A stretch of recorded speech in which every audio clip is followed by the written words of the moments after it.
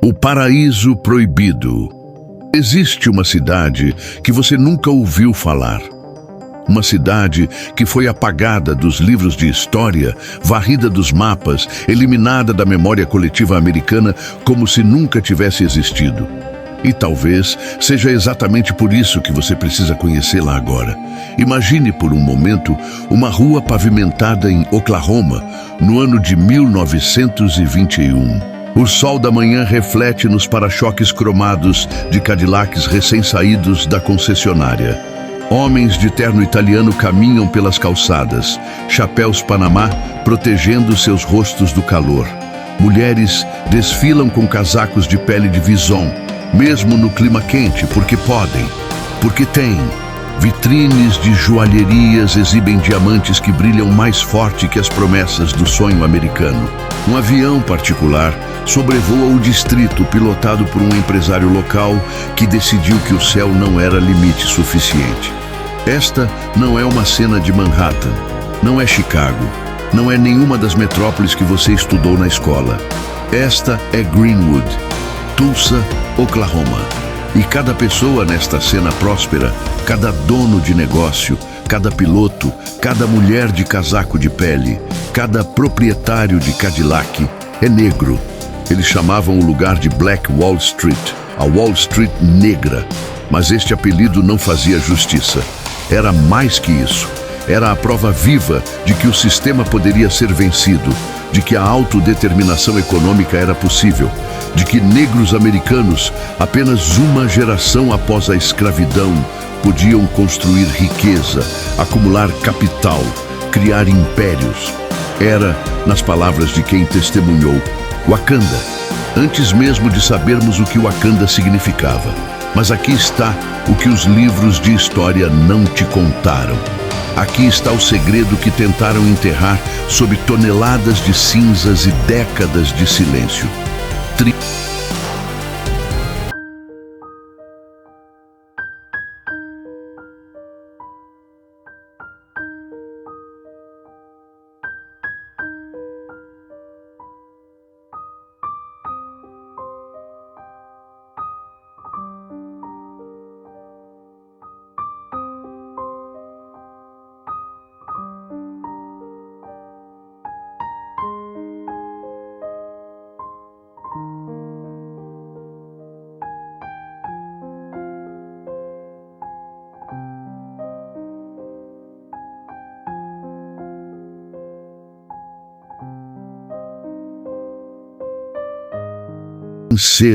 Venceram o capitalismo, venceram a pobreza, venceram todas as probabilidades que a América havia empilhado contra eles.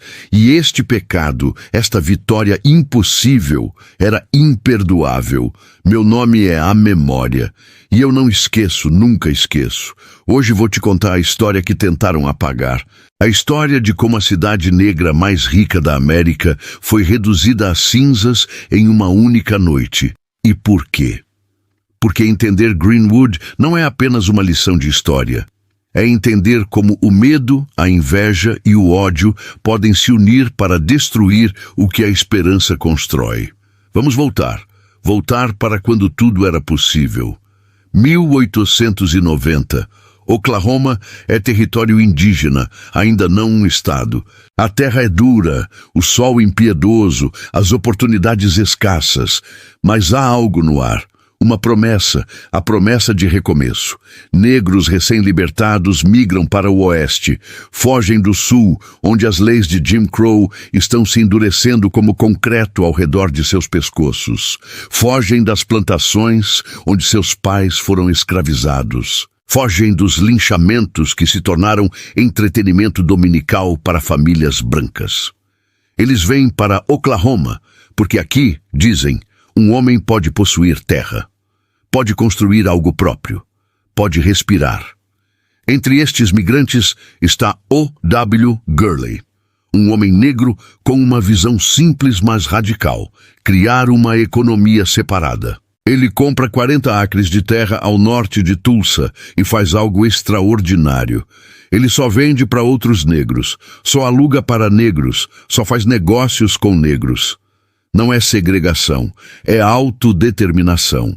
É a diferença entre ser excluído e escolher seu próprio caminho. Gurley abre uma mercearia, depois um hotel, depois uma pensão.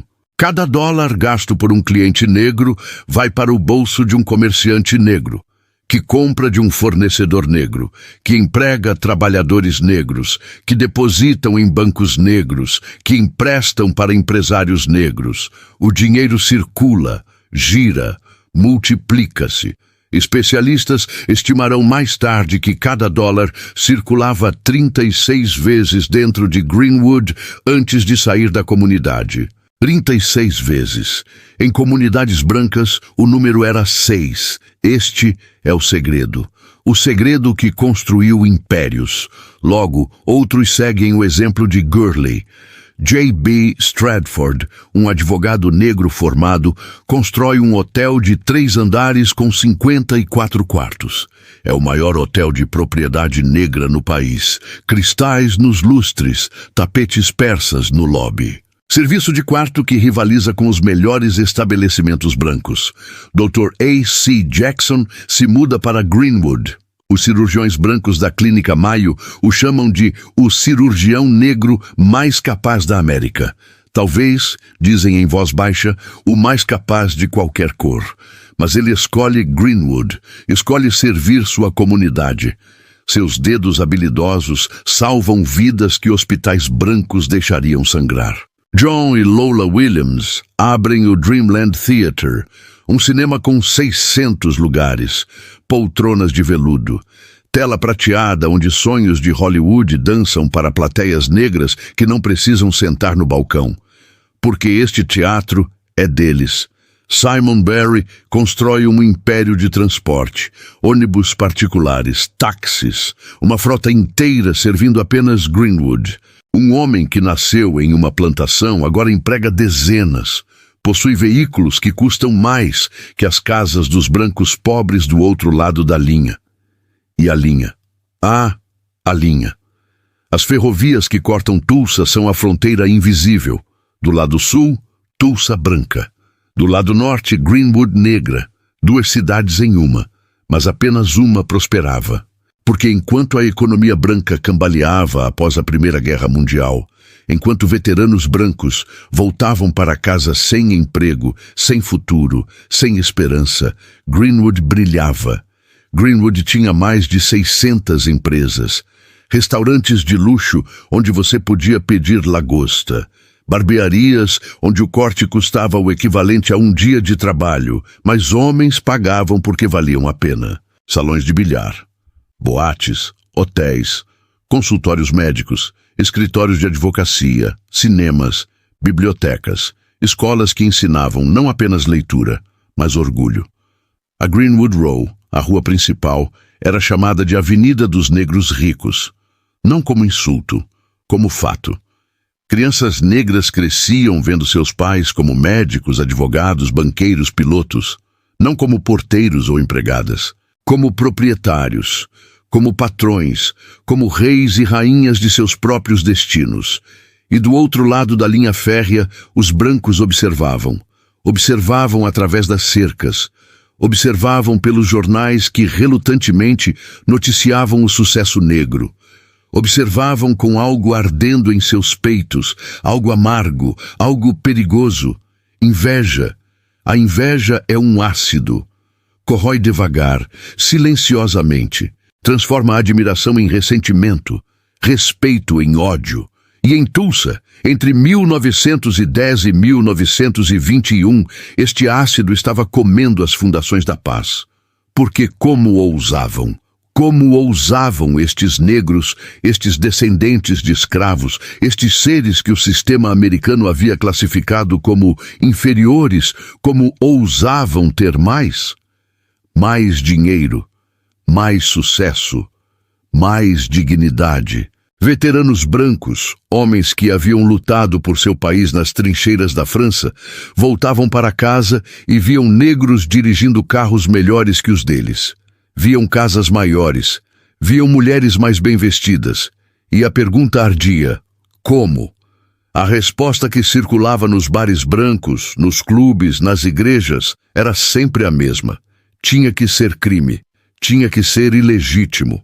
Negros não podiam prosperar honestamente. Impossível. Contra a natureza, contra a ordem das coisas. Mas a verdade que eles não podiam suportar enfrentar, era simples.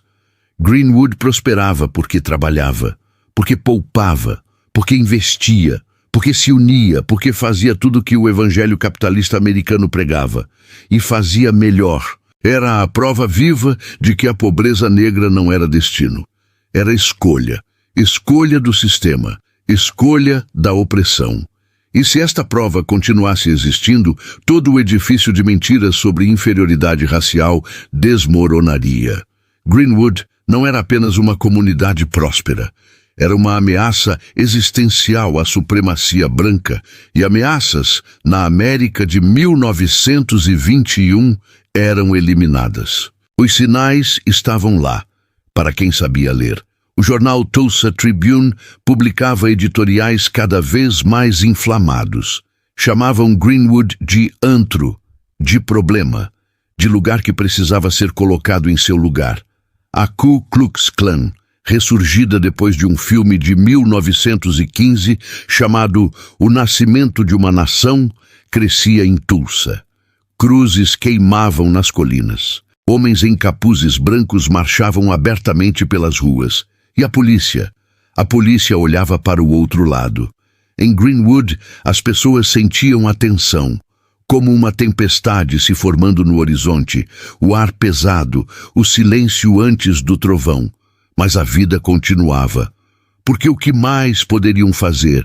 Parar de prosperar, parar de ter sucesso, esconder sua riqueza para não ofender, voltar para a pobreza para fazer os brancos se sentirem confortáveis? Impossível, inadmissível. Então, continuaram. Construíram, sonharam, amaram, viveram, e então veio o dia 30 de maio de 1921, uma segunda-feira, Memorial Day, dia de lembrar os mortos. Que ironia! Dick Rowland tinha 19 anos, trabalhava como engraxate. Não era rico, não era poderoso, mas era negro. E em Greenwood, até um engraxate tinha dignidade. Sarah Page tinha 17. Branca, operadora de elevador no prédio Drexel, trabalhava para sobreviver, como milhões de outras jovens na América. Os dois se conheciam. Dizem que eram amigos. Outros dizem que talvez fossem mais, em uma América onde até conversar entre raças podia ser perigoso. Quem sabe o que realmente existia entre eles? O que sabemos é isto. Dick entrou no elevador. O elevador era velho, instável. Quando começou a subir, ele tropeçou.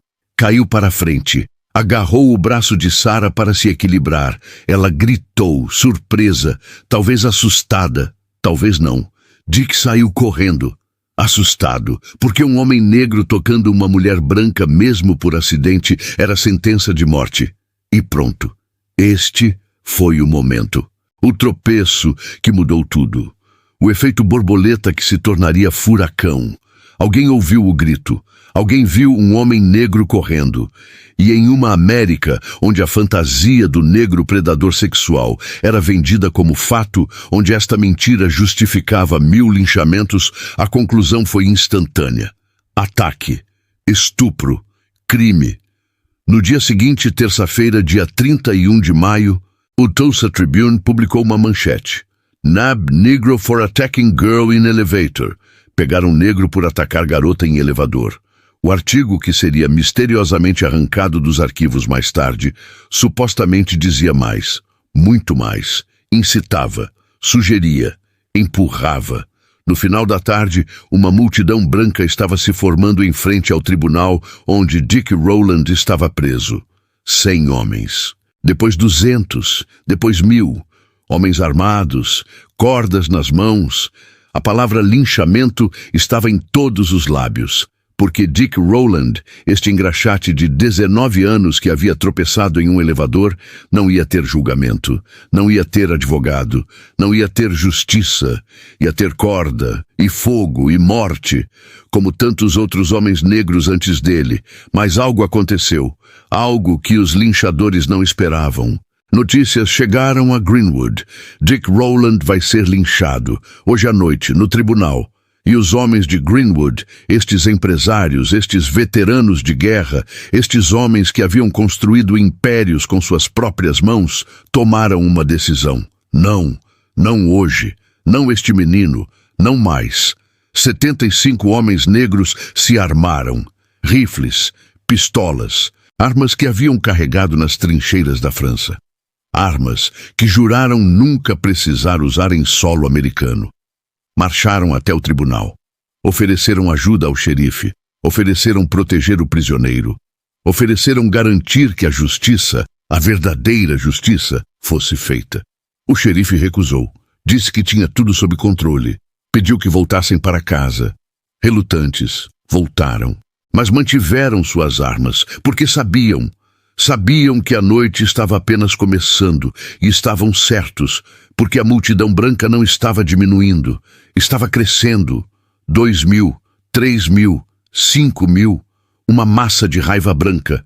E a mensagem mudou. Não era mais sobre Dick Rowland, era sobre Greenwood, sobre colocar os negros em seu lugar, sobre lembrá-los quem realmente mandava. Quando os homens de Greenwood voltaram ao tribunal uma segunda vez, a multidão branca os viu, e algo quebrou, como vidro, como a última contenção de civilização. Um tiro. Ninguém sabe quem atirou primeiro. Talvez nunca saibamos. Talvez não importe. Porque o que começou como um tiro se tornou 10, depois 100, depois 1.000. A guerra havia começado. Os homens de Greenwood lutaram. Lutaram corajosamente, lutaram como soldados defendendo sua terra natal, porque era isso que Greenwood era, terra natal, pátria, o único lugar na América onde podiam ser verdadeiramente livres. Mataram vários atacantes brancos, forçaram a multidão a recuar. Por um momento pareceu que poderiam vencer, mas estavam superados em número, 50-1, 100-1. E ao contrário dos homens negros que lutavam sozinhos, os brancos tinham reforços, tinham a polícia, tinham a Guarda Nacional, tinham o governo. Por volta da meia-noite, a multidão branca havia se transformado em exército. 10.000 homens, armados, organizados, com um objetivo: destruir Greenwood, queimar cada edifício, matar ou expulsar cada residente, apagar a Black Wall Street do mapa. E fizeram. Durante as próximas 18 horas, fizeram exatamente isso. Mas essa história de destruição, de fogo e morte e cinzas, essa parte vem depois. Por agora, entenda isto. Greenwood não foi destruída porque Dick Rowland tropeçou em um elevador. Foi destruída porque prosperou, porque teve sucesso, porque provou que negros podiam ser iguais ou melhores que brancos no jogo do capitalismo americano. E esta heresia, esta blasfêmia contra a ordem racial, tinha que ser punida, tinha que ser queimada até não restar nada além de lembrança. E quase conseguiram, quase apagaram completamente. Mas a memória persiste, sempre persiste. E agora você sabe do paraíso que existiu, do sonho que se tornou realidade, da Wakanda real que floresceu em Oklahoma, antes das chamas, antes da queda, mas as chamas estão vindo e quando vierem trarão consigo o inferno, a noite em que o céu queimou, 31 de maio de 1921, meia-noite. Se você estivesse em Greenwood neste momento, o que veria? Não ainda o fogo, não ainda o sangue, ainda não.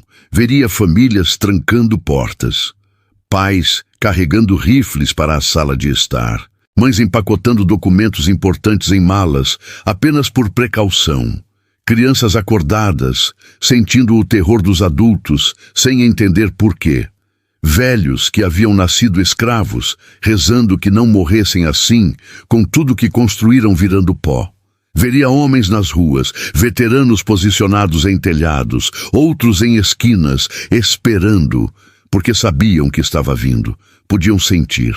Como animais sentem terremotos antes de acontecerem. E veria ao longe, além das linhas férreas que dividiam os mundos, uma multidão. Não mais pessoas, uma entidade, uma massa bramindo. 10.000 gargantas gritando a mesma sede. Destruição, vingança, morte. O que transforma pessoas em monstros? O que apaga a humanidade e acende algo primitivo, algo faminto? Medo. Medo disfarçado de raiva. Medo de que tudo que lhes disseram sobre seu lugar no mundo fosse mentira. Medo de que não fossem superiores, apenas sortudos, e que esta sorte, esta vantagem injusta pudesse ser tomada. Então destroem, porque destruir é mais fácil que construir, porque arrasar é mais simples que erguer, porque se não podem ter, ninguém pode. Por volta de 1h da manhã, começou.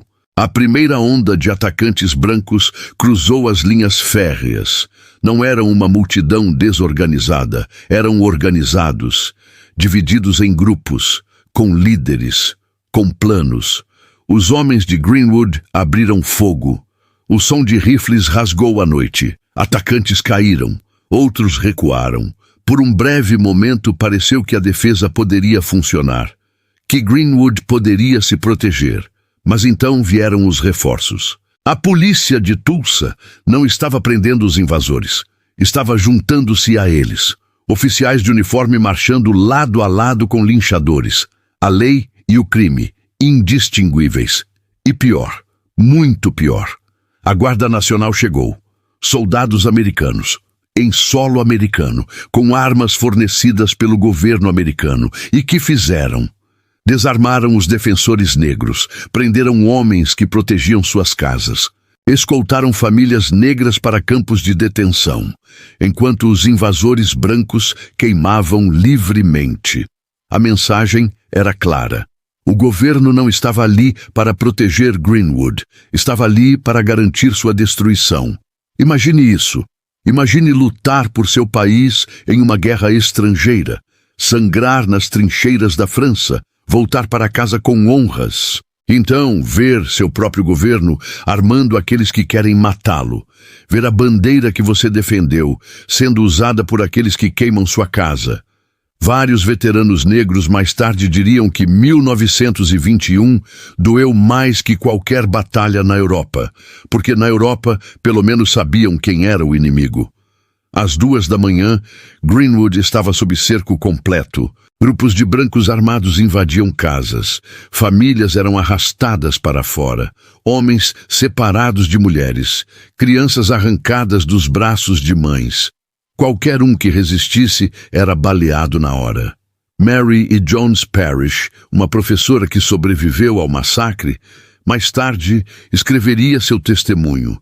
Ela descreveu ver homens brancos com tochas, entrando em cada negócio, cada casa, quebrando janelas, derramando gasolina, acendendo fósforos e rindo enquanto empórios de família viravam infernos, rindo enquanto bibliotecas queimavam, rindo enquanto igrejas eram profanadas. A Igreja Batista de Mount Zion, onde congregações negras haviam adorado por décadas, foi uma das primeiras. Tochas voaram pelas janelas. O órgão, que havia custado milhares de dólares arrecadados centavo por centavo, derreteu no calor. Bíblias viraram cinzas. O teto desabou com um rugido que soou como julgamento. O Dreamland Theater, onde famílias negras haviam rido e chorado assistindo filmes, onde crianças haviam comido pipoca e sonhado com Hollywood, foi queimado até sobrar apenas a estrutura. As poltronas de veludo viraram esqueletos carbonizados. A tela prateada onde sonhos dançavam, rasgada e enegrecida. O Hotel Stratford, aquele palácio de 3 andares com 54 quartos e lustres de cristal, foi sistematicamente saqueado, cada quarto invadido, cada objeto de valor roubado, e então queimado. Os cristais explodiram no calor. Os tapetes persas viraram lenha cara. O prédio inteiro, que havia custado a fortuna de uma vida, desmoronou em horas. A mercearia de O.W. Gurley, o lugar onde tudo havia começado, onde a visão de uma economia negra autossuficiente havia se tornado realidade, foi destruída com particular vício. Como se os atacantes soubessem que este era o coração, o início, e precisava ser arrancado pela raiz. Consultórios médicos foram queimados com equipamentos dentro, cirúrgicos, diagnósticos, instrumentos que haviam salvado vidas, derretidos em metal inútil, escritórios de advocacia, com arquivos de casos, documentos legais, escrituras de propriedade, contratos, tudo que provava posse e direito, tudo queimado, propositalmente. Porque sem documentos, como provar que algo era seu? Como reconstruir? Como reclamar? Foi genocídio econômico, não apenas físico, destruir não apenas os corpos, mas os registros, as provas, os fundamentos legais da prosperidade negra. E as casas, as lindas casas de Greenwood, casas vitorianas de 2 andares, casas com varandas e jardins, casas onde famílias haviam jantado juntas, celebrado aniversários, sonhado futuros, todas queimadas, uma por uma, meticulosamente. Não foi fogo descontrolado, foi arrastão organizado, rua por rua, quarteirão por quarteirão, garantindo que nada sobrevivesse. Mas ainda não havia atingido o pico do horror, ainda não, porque quando o sol começou a nascer, revelando a extensão da destruição, quando a fumaça subia em colunas grossas que podiam ser vistas a quilômetros, quando parecia que nada pior poderia acontecer, vieram os aviões. Deixe isso penetrar. Aviões particulares, biplanos, voando baixo sobre Greenwood. E do céu, bombas incendiárias, dinamite, até tiros de metralhadora. Esta foi a primeira vez na história americana, que aviões foram usados para bombardear civis americanos em solo americano. Não seria a última, mas foi a primeira, e esta distinção horrível pertence a Greenwood.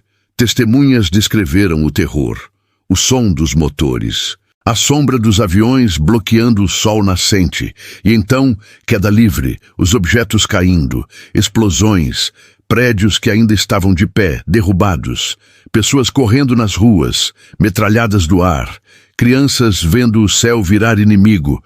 Quem eram os pilotos? Nunca foram identificados.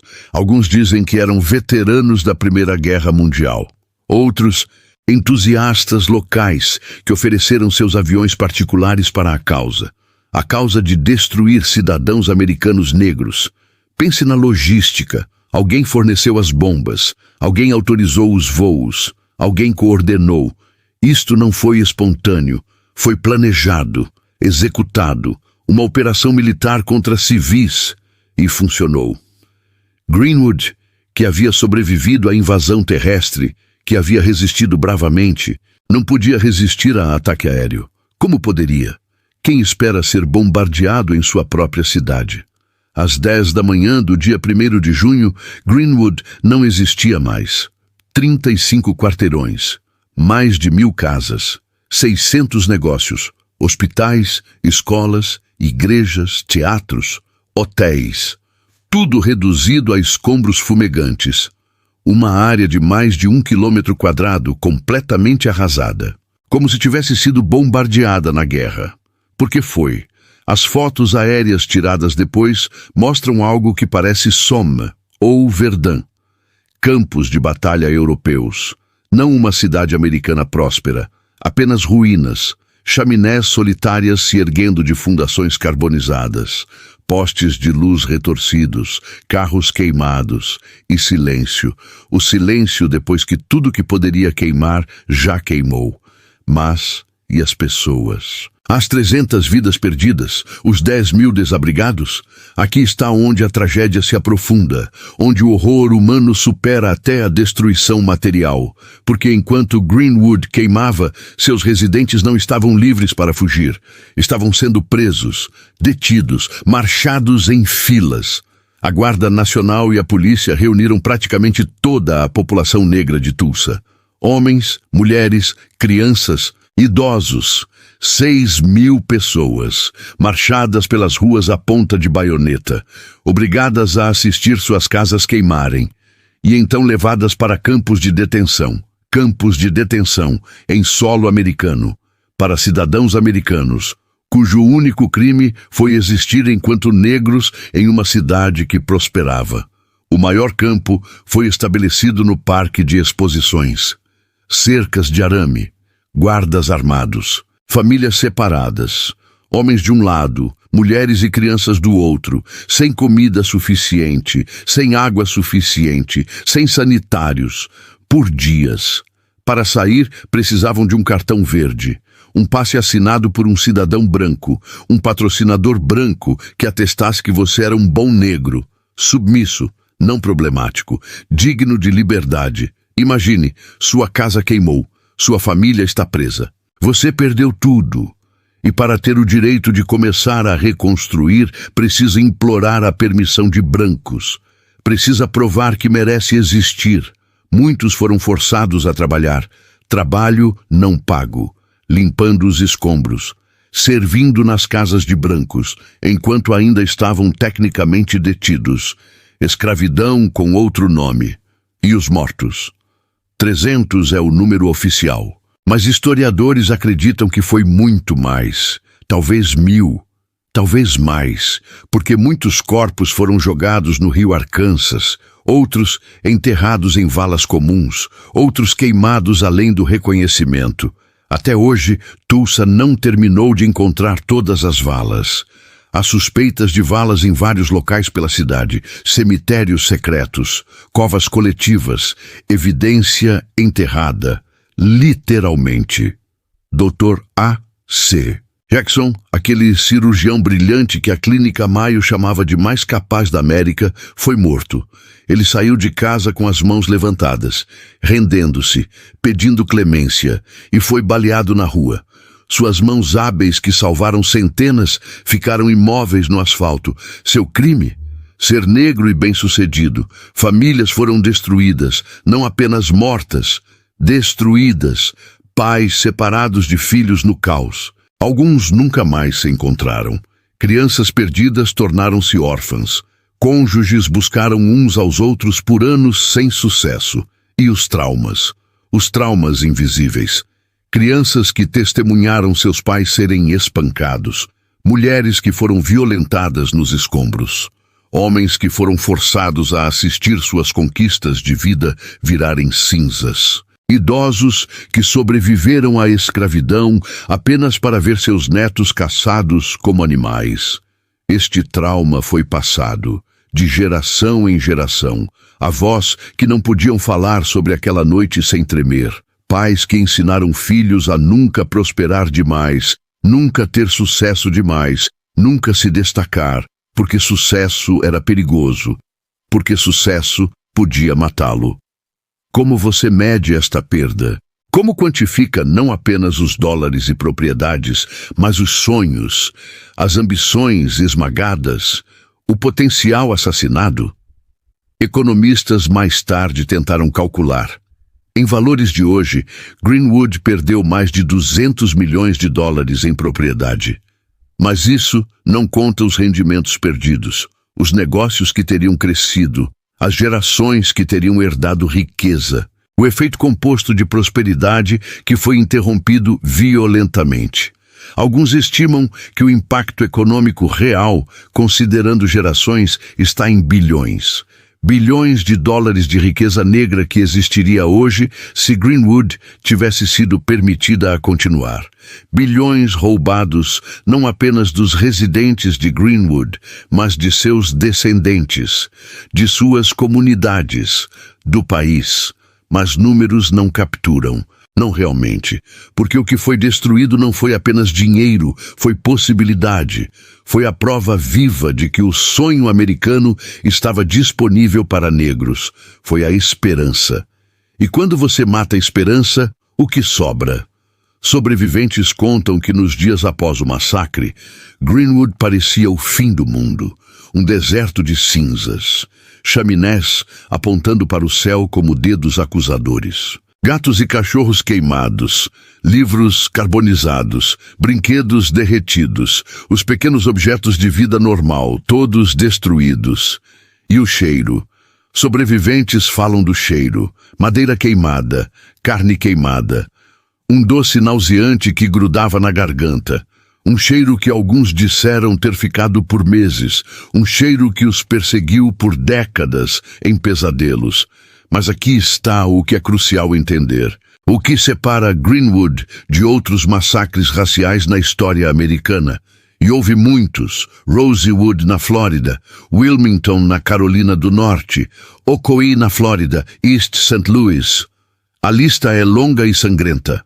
O que torna Greenwood único não foi apenas a escala, foi o alvo. Foi destruição deliberada de prosperidade negra. Foi uma mensagem, uma advertência. Para qualquer comunidade negra que ousasse ter sucesso, que ousasse acumular riqueza, que ousasse competir economicamente com brancos. A mensagem era: você pode ser tão bom quanto quiser. Pode trabalhar 2 vezes mais duro, pode poupar cada centavo, pode construir impérios, mas nunca será seguro, porque no momento em que seu sucesso incomoda, no momento em que ameaça a hierarquia racial, será destruído e ninguém será punido. E estavam certos sobre a punição. Nos meses após o massacre, houve investigações, grandes júris, comissões, muita conversa sobre responsabilização. Quantas pessoas foram condenadas pelo massacre de Greenwood? Pela destruição de 35 quarteirões? Pela morte de 300 pessoas? Pelo primeiro bombardeamento aéreo de civis americanos? 0. Nenhuma. Nenhuma. Não uma única pessoa branca foi presa, julgada ou condenada. Na verdade, foram os negros que foram processados, acusados de incitar distúrbio, de começar o conflito. Eles foram culpabilizados pela própria destruição deles. E as seguradoras? As empresas que haviam vendido apólices para os negócios e casas de Greenwood. As mesmas empresas que haviam lucrado com prêmios por anos. Recusaram todos os pedidos, todas as reivindicações. Usaram uma cláusula de letra pequena, distúrbio civil, não coberto. Foi escrito como se fosse desastre natural, ato de Deus, não crime, não massacre, não genocídio, distúrbio. E os residentes de Greenwood, já despojados de tudo, agora não tinham recurso legal, não tinham compensação, não tinham nada além de escombros e trauma. O governo municipal não ajudou. Na verdade, dificultou. Aprovaram códigos de construção que tornavam reconstrução cara demais. Exigências que casas fossem construídas com materiais ignífugos, com especificações que excediam até o que Tulsa Branca precisava cumprir. Por quê? Para garantir que os pobres não pudessem reconstruir. Para garantir que Greenwood nunca mais seria próspera. Alguns tentaram. Tentaram reconstruir, usando economias escondidas, empréstimos de bancos negros em outras cidades, pura determinação, e conseguiram parcialmente. Greenwood ressurgiu, não tão grandioso, não tão rico, mas ressurgiu, mas nunca foi o mesmo. A magia havia sido quebrada, a ilusão de segurança destruída. Qualquer negro em Tulsa agora sabia. Sucesso tinha preço. Prosperidade tinha risco. E aquele risco era sua vida. Muitos foram embora. Famílias que haviam chamado Greenwood de lar por gerações empacotaram o que restava e partiram. Para Chicago, para Los Angeles, para Nova York, para qualquer lugar que não fosse Tulsa. E quem poderia culpá-los? Como você dorme em uma cidade onde seus vizinhos tentaram matá-lo? Como você confia em um governo que armou seus assassinos? Como você reconstrói quando sabem que pode ser tirado novamente? O êxodo negro de Tulsa nos anos 20 foi significativo. Cérebros drenados, talento perdido, capital humano espalhado. E Tulsa, tanto negra quanto branca, foi mais pobre por isso. Mas o maior crime, o pecado que excede até a destruição física, foi o silêncio, o apagamento, a amnésia deliberada. Nos anos após 1921, Tulsa simplesmente parou de falar sobre isso. Jornais não mencionavam. Livros de história omitiam.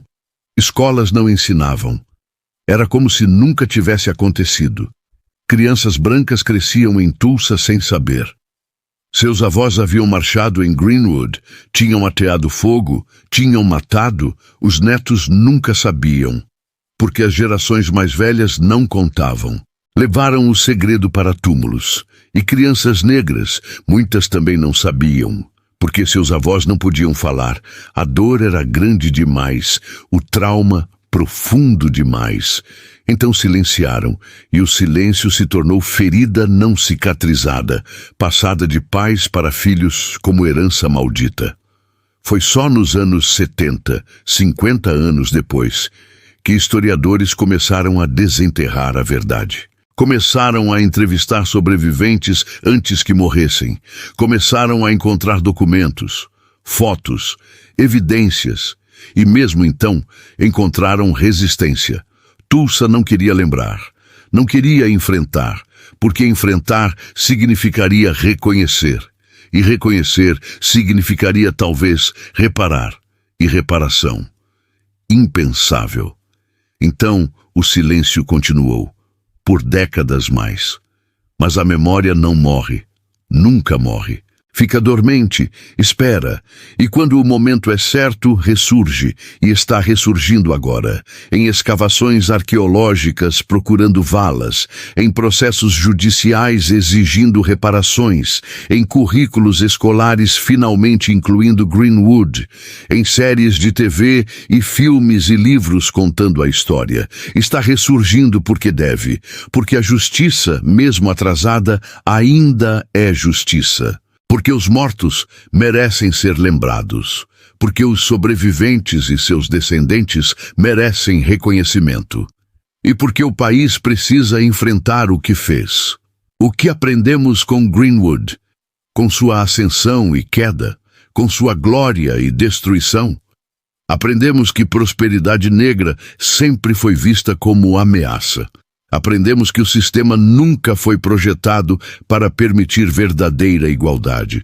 Aprendemos que quando negros vencem no jogo do capitalismo, o tabuleiro é virado. Mas também aprendemos outra coisa. Aprendemos que a resiliência negra é indestrutível. Porque mesmo após Greenwood queimar, mesmo após tudo ser tirado, os sobreviventes reconstruíram. Não completamente, não perfeitamente, mas reconstruíram. E esta reconstrução, esta recusa a permanecer destruído, esta insistência em continuar existindo, em continuar prosperando apesar de tudo, esta é a verdadeira vitória. Greenwood foi destruída, mas a ideia de Greenwood, a prova de que foi possível, isso nunca pode ser queimado. E talvez isso, no final, seja o que assustava mais. Não a Black Wall Street física, mas a ideia dela. A ideia de que negros não precisam de permissão branca para prosperar. Não precisam de espaços brancos, ou aprovação branca, ou sistemas brancos. Podem criar o próprio. E podem fazer melhor. Esta ideia é imortal, incombustível, e está ressurgindo agora em comunidades negras por toda a América, em empresas de propriedade negra, em bancos negros, em iniciativas de prosperidade econômica negra. Greenwood não morreu em 1921. Foi apenas o primeiro draft, a primeira tentativa, imperfeita, interrompida, mas não a última, porque a memória persiste. E enquanto persistir, a ideia persiste. E ideias, ao contrário de prédios, não podem ser bombardeadas. Elas só crescem, espalham, inspiram. E um dia, talvez, Greenwood ressurgirá. Não em Tulsa. Talvez em várias cidades, em várias formas, mas ressurgirá. Porque o que foi feito uma vez pode ser feito novamente. E desta vez estaremos prontos. Desta vez lembraremos. Desta vez, protegeremos. Porque nunca mais, nunca mais, há algo particularmente cruel sobre destruição que não deixa traço, sobre violência que é apagada dos registros, sobre injustiça que é esquecida deliberadamente. Porque quando o crime é obliterado da memória coletiva, quando as vítimas são silenciadas, quando os perpetradores morrem sem consequências e seus netos crescem sem conhecer os pecados dos avós, o que resta?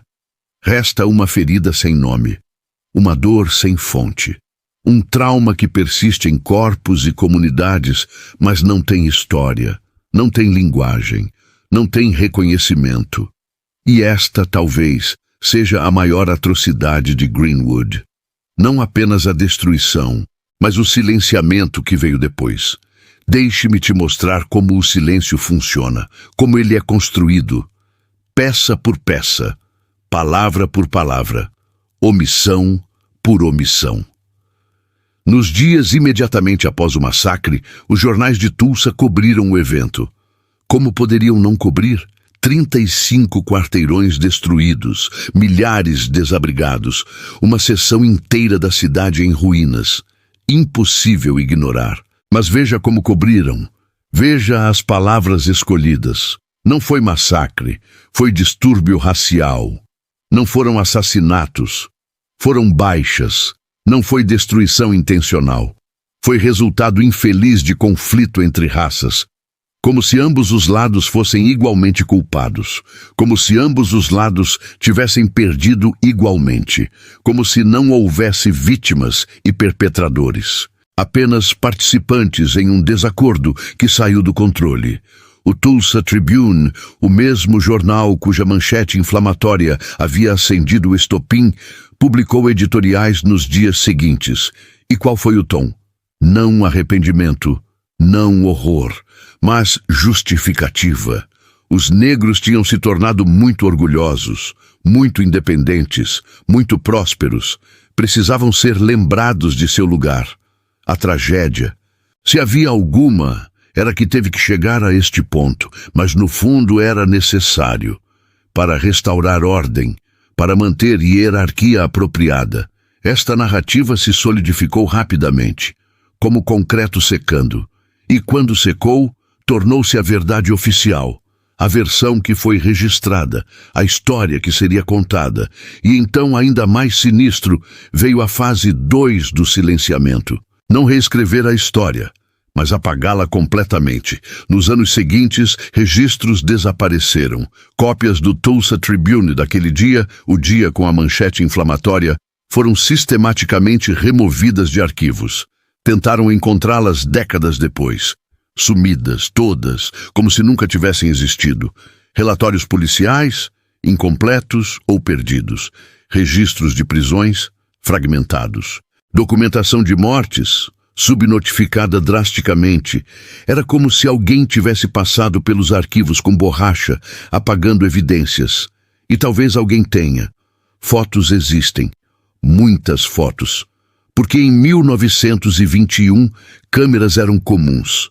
E algo desta magnitude atraiu fotógrafos. Eles documentaram as ruínas, os corpos, os prisioneiros marchando, o horror em faces negras. O triunfo em faces brancas. Mas estas fotos não foram publicadas amplamente, não foram colocadas em livros de história, foram guardadas, escondidas, em baús de sótão, em caixas de porão. Por famílias que sabiam que tinha algo errado, algo terrível, mas não sabiam o que fazer com o conhecimento. Algumas foram transformadas em cartões postais. Sim, cartões postais. Imagens de Greenwood queimando. De homens negros presos, vendidas como souvenirs, como troféus. Você podia comprá-los e enviá-los para familiares em outros estados. Desejava que você estivesse aqui. Tulsa, 1921. O que isso diz? Sobre uma sociedade que poderia transformar genocídio em mercadoria, que poderia fazer de massacre memento turístico. Diz que não havia vergonha, não havia culpa. Havia orgulho, porque acreditavam ter feito o certo, ter restaurado ordem, ter colocado negros em seu lugar. E esta crença, esta certeza de retidão é o que permitiu o silêncio perdurar. Porque se você acredita ter feito o certo, por que falar sobre isso? Por que se desculpar? Por que compensar? Você simplesmente segue em frente e espera que todos esqueçam. E por décadas funcionou.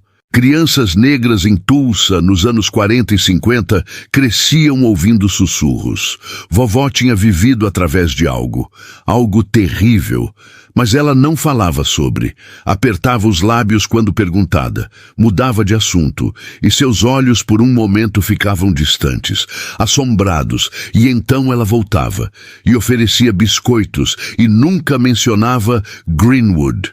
Por quê? Porque os sobreviventes silenciavam. Medo de que falar trouxesse de volta.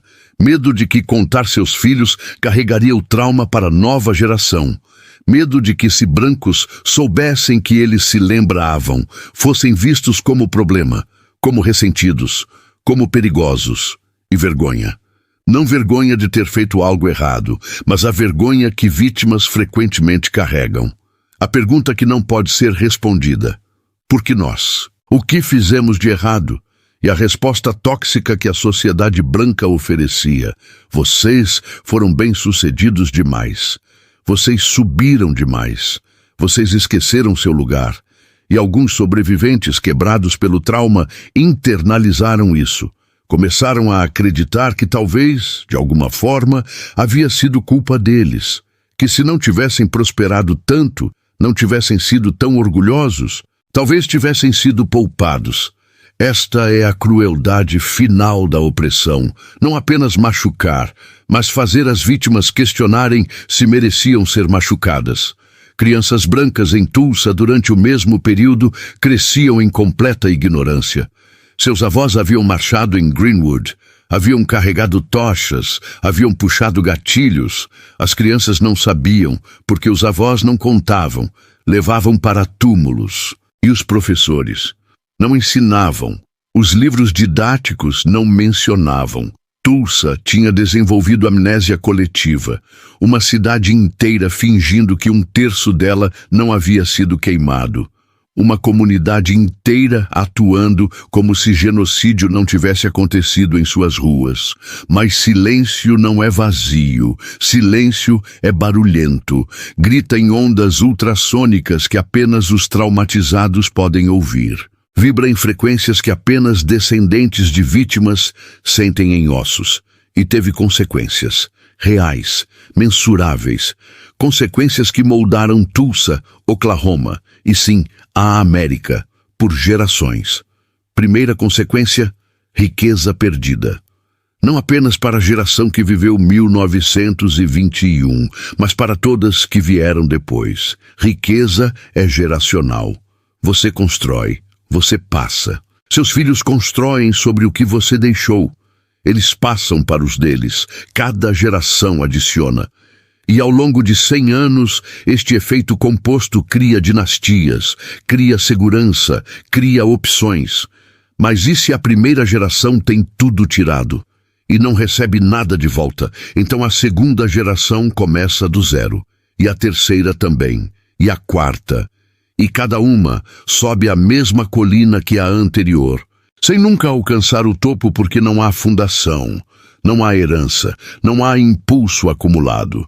Economistas calcularam a perda de riqueza de Greenwood através de gerações. Os números são impressionantes. Se Greenwood tivesse sido permitida a continuar, se os negócios tivessem crescido, se as propriedades tivessem sido mantidas e valorizadas, se as gerações posteriores tivessem herdado, os descendentes dos residentes de Greenwood hoje estariam coletivamente bilhões de dólares mais ricos. Bilhões. Com B. Este é o custo real de um único massacre. Não apenas o que foi queimado, mas o que nunca foi construído. O potencial assassinado. Segunda consequência, trauma intergeracional. Ciência agora confirma o que comunidades oprimidas sempre souberam. Trauma muda você, fisicamente. Muda sua química cerebral. seu sistema nervoso, e estas mudanças podem ser passadas para seus filhos, não através de histórias, através de genes. Descendentes de sobreviventes do Holocausto mostram marcadores de trauma. Descendentes de escravos mostram marcadores de trauma. E sim, descendentes de sobreviventes de Greenwood mostram marcadores de trauma. Ansiedade aumentada, depressão, hipervigilância, dificuldade em confiar, sensação de que segurança é ilusão, sensação de que sucesso é perigoso. Estas não são escolhas, não são fraquezas, são feridas, feridas que não foram tratadas, feridas que infeccionaram e se espalharam, através de linhagens. Terceira consequência, lição aprendida, e lição terrível. A lição que Greenwood ensinou a negros americanos era clara. Não fiquem grandes demais, não prosperem demais, não se destaquem, porque sucesso chama a atenção, e atenção é perigo. Esta lição foi internalizada, não conscientemente, não explicitamente, mas profundamente, e moldou o comportamento. Sonhos foram diminuídos, ambições foram freadas, não por falta de talento, não por falta de vontade, mas por medo ancestral, por sabedoria de sobrevivência comprada com sangue. Quantos negócios negros não foram começados porque o empreendedor lembrou subconscientemente Greenwood? Quantos bairros negros não prosperaram porque residentes temiam instintivamente que prosperidade atraísse destruição? Quantos sonhos morreram antes de nascer? Quarta consequência: precedente estabelecido. Greenwood não foi o primeiro massacre racial na América, mas foi um dos piores. E mais significativamente, foi um onde não houve consequências. Nenhuma. Perpetradores não foram punidos. Vítimas não foram compensadas. O sistema validou a violência. E isto estabeleceu padrão que repetiu. Rosewood, Flórida, 1923. Ocoee, Flórida, 1920. Elaine, Arkansas, 1919. A lista continua. Cada vez a fórmula era a mesma. Comunidade negra prospera. Incidente menor é exagerado. Multidão branca ataca. Destruição maciça. Zero consequências. Silêncio. Greenwood foi modelo. Blueprint. Para como esmagar a aspiração negra. Como destruir prosperidade negra. Como fazer e escapar impune. Mas silêncios, não importa quão profundos, eventualmente quebram. Tem que quebrar. Porque verdade é como água. Encontra rachadura, infiltra, eventualmente erode até a represa mais forte. Para Greenwood, o quebrar começou nos anos 70. Historiadores, muitos deles negros, começaram a fazer perguntas. Começaram a procurar sobreviventes e encontraram. Idosos agora, 80, 90 anos, vivendo com o segredo por meio século, esperando alguém perguntar, alguém se importar.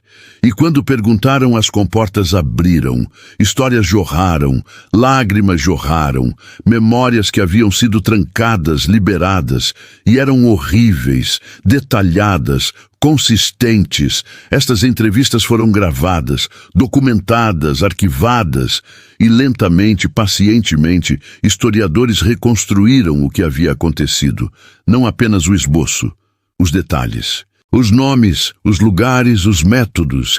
E em 1997, 76 anos após o massacre, a Comissão do Massacre Racial de Tulsa foi estabelecida. Finalmente, investigação oficial, reconhecimento oficial. A comissão entrevistou sobreviventes, revisou documentos, examinou fotos e em 2001, 80 anos após o massacre, publicou relatório que confirmou tudo. O massacre aconteceu. Foi horrível, foi injusto. E a cidade, o Estado, o país falharam com as vítimas. O relatório recomendou reparações, compensação direta para sobreviventes, bolsas de estudo para descendentes, memorial, educação pública, reconhecimento. E o que aconteceu?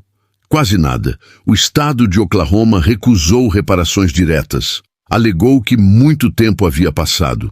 Que precedente seria perigoso, que abriria portas para outras reivindicações, de outras injustiças históricas. E onde pararia? Ou seja, disseram não porque compensar Greenwood significaria admitir que reparações eram possíveis para a escravidão, para Jim Crow, para a longa lista de crimes que a América cometeu contra negros. E esta admissão? Impensável. Alguns sobreviventes processaram. Buscaram justiça através de tribunais. O caso foi rejeitado. Estatuto de limitações, disseram. Você esperou tempo demais. Como se houvesse prazo de validade em genocídio.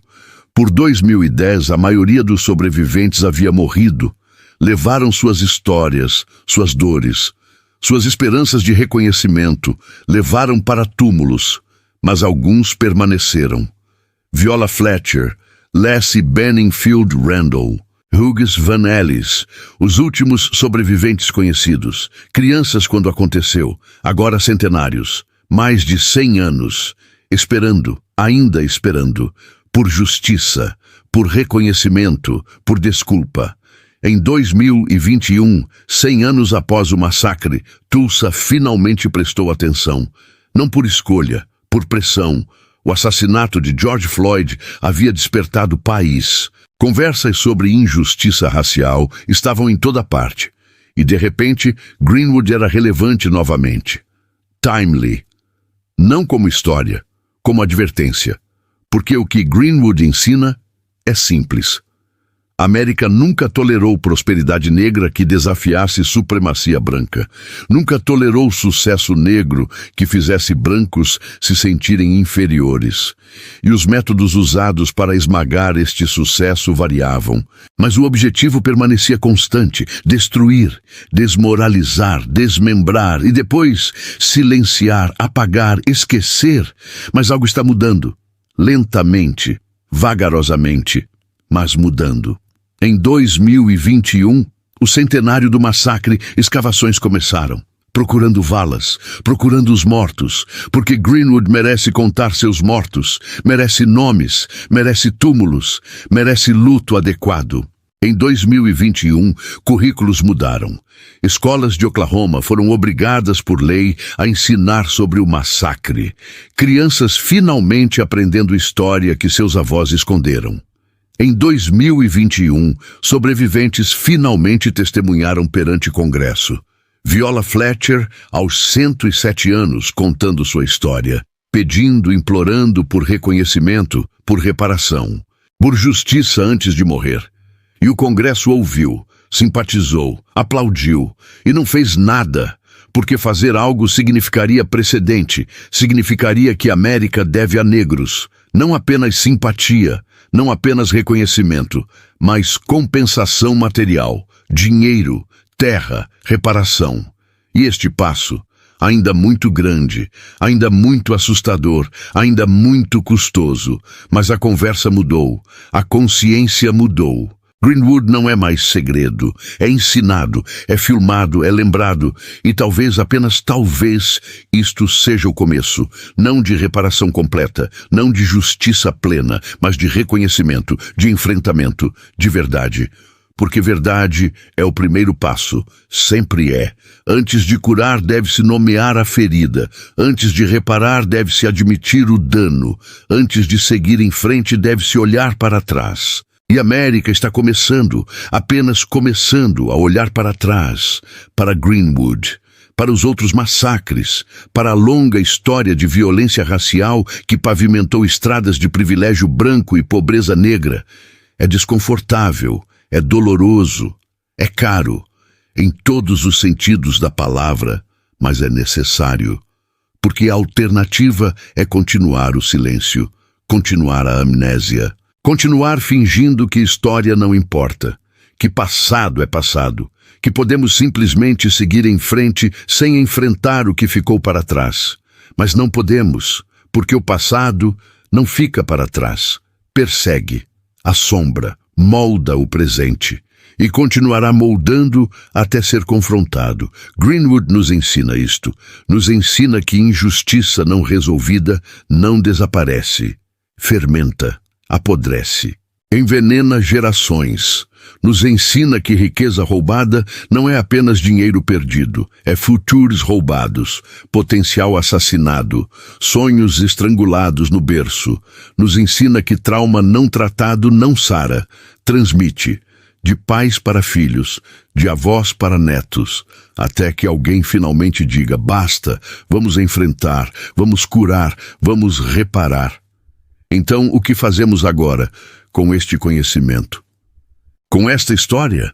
Com estas feridas que ainda sangram um século depois?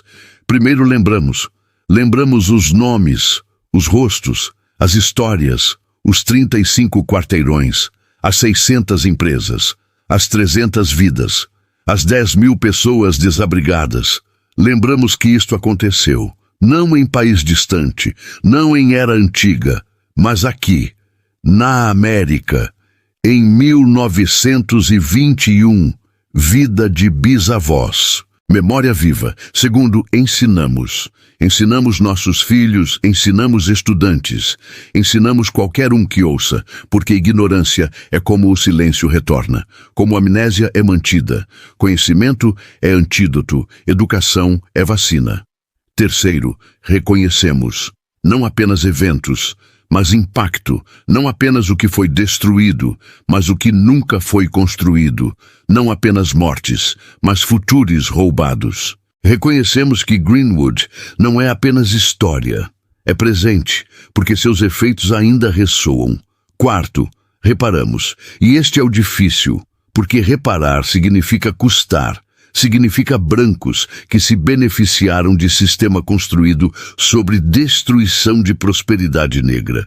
Devolvendo algo. Significa governo, que facilitou massacres e depois silenciou sobre eles pagando. Significa América, que pregou igualdade enquanto esmagava a excelência negra compensando. Significa dinheiro, significa terra, significa bolsas de estudo e investimentos e programas e políticas que desfazem parte do dano. É caro? Sim. É desconfortável? Extremamente. É necessário?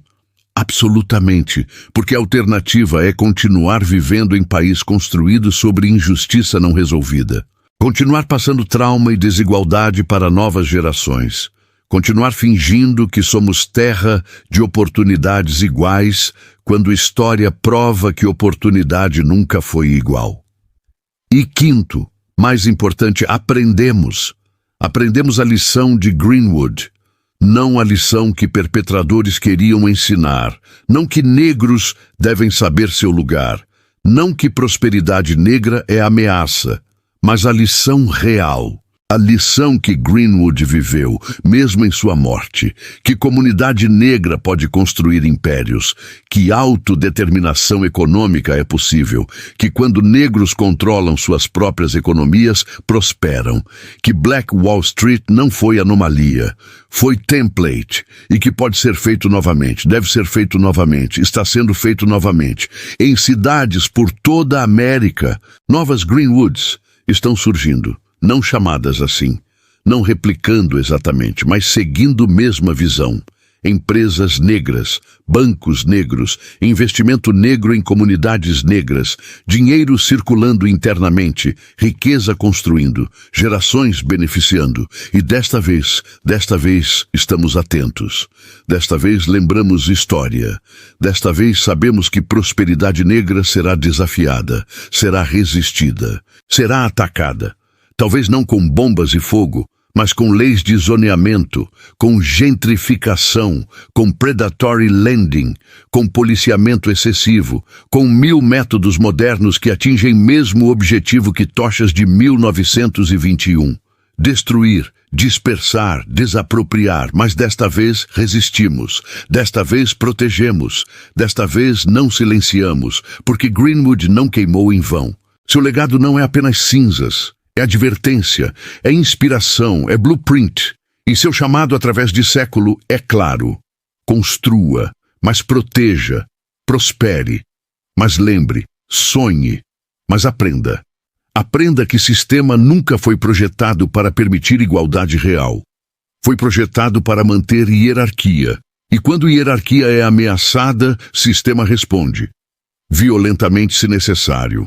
Aprenda que sucesso negro não será celebrado universalmente. Será ressentido por alguns, temido por outros, atacado quando parecer muito poderoso. Aprenda que documentar é essencial. Que registros são armas, que fotos são provas, que histórias são resistência. Aprenda que comunidade é sobrevivência, que isolamento é vulnerabilidade, que ligações entre negros são o que sustentam quando tudo mais cai. E aprenda, acima de tudo, que memória é poder, que lembrar é resistir, que recusar esquecer é recusar ser apagado. Greenwood foi queimada, mas não foi esquecida, não completamente, não para sempre. E enquanto lembrarmos, enquanto contarmos história, enquanto ensinarmos próxima geração, Greenwood permanece, não como lugar, como ideia, como possibilidade, como aviso e promessa. O aviso. Isto é o que pode acontecer quando você prospera em sistema racista. A promessa, prosperidade é possível mesmo assim. E vale a pena. E deve ser tentada. Porque o que foi construído uma vez pode ser construído novamente. Melhor, mais forte, mais consciente, mais protegido. Greenwood caiu, mas Greenwoods ressurgem em novas formas. Novos lugares, novas gerações, e desta vez não esqueceremos, não silenciaremos, não permitiremos que seja queimado sem consequências. Desta vez, lembramos. E lembrança, no final, é a vingança mais potente, porque o que perpetradores mais queriam era esquecimento, queriam que Greenwood desaparecesse, que fosse apagada, que nunca tivesse existido. Falharam. Greenwood existe em livros, em filmes, em conversas, em consciência, em movimento de reparações, em ressurgimento de investimento econômico negro. Existe em Viola Fletcher, 109 anos, ainda viva, ainda testemunhando, recusando morrer antes que justiça seja feita. Existe em cada empreendedor negro que abre negócio contra probabilidades. Em cada família negra que compra casa e constrói patrimônio. Em cada comunidade negra que se une economicamente. Existe em você agora, conhecendo história, carregando história, compartilhando história. E enquanto existir em memória, não está morta, está adormecida, esperando para ressurgir, como fênix de cinzas, como verdade de silêncio, como justiça de injustiça. Greenwood foi, Greenwood é, Greenwood será, e nenhuma bomba pode destruir isso. Lembre-se. Conta para outros. Nunca esqueça. Esta é a responsabilidade, esta é a homenagem, esta é a reparação que você pode fazer agora, hoje, sem esperar governo ou tribunal. Lembrar, ensinar, honrar e construir. Construir nova Greenwood, onde quer que esteja, como quer que possa. Porque venceram uma batalha em 1921. Mas a guerra pela prosperidade negra, pela igualdade negra, pela sobrevivência e florescimento negros continua. E nós vamos vencer, porque temos o que eles nunca tiveram: memória, história, conhecimento do que fizeram, e desta vez estamos preparados. Desta vez lembramos, desta vez nunca mais.